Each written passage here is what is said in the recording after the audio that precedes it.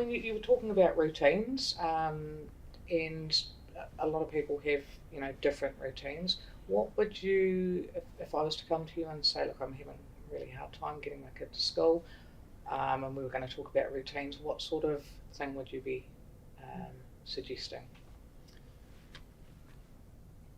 I would say working with your child is the most important thing. So going down to communication. So communicating with your child, what do you need? How can we work together? And also going to the school and asking for advice from the school, because the school often will have teachers that work with students through routines of classwork. So just, working collaborative. Yeah, and I think it's also the setting goals of a bedtime routine is also important. We're finding a lot of students are struggling with their phones till late at night. So we might offer support around put your phone on the other side of the room sort of scenario rather than keeping it beside your bed.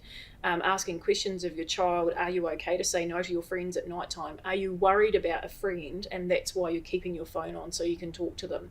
And then they might open up to say things along the lines of, yes, I am having trouble, I'm really worried about a friend, and then they can offload that and let the adult do that help for them rather than them always having to do it. Then it comes to the bedtime getting up routine, which is every day, same time, and keeping that consistent. Then it's about opening the curtains. It's some of the little things that people have forgotten that's really, really important. Opening the curtains, you put your feet on the floor, you have your shower, then you have your breakfast, and then you can look at your phone.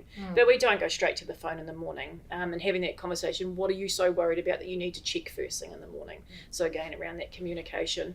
Then sitting down and working around goals is also very helpful. Like, what is it that you want to achieve long term? And then going back to what would you like to achieve short term? What's working well towards it at the moment, but also what's stopping you.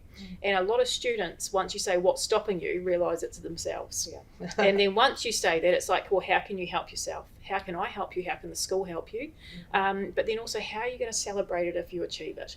And that's another thing that the kids struggle on, because I've never thought about celebrating a little success. And I'm finding that that's very, very helpful with a number of students that we're working with. Finding putting responsibility onto the child is really important.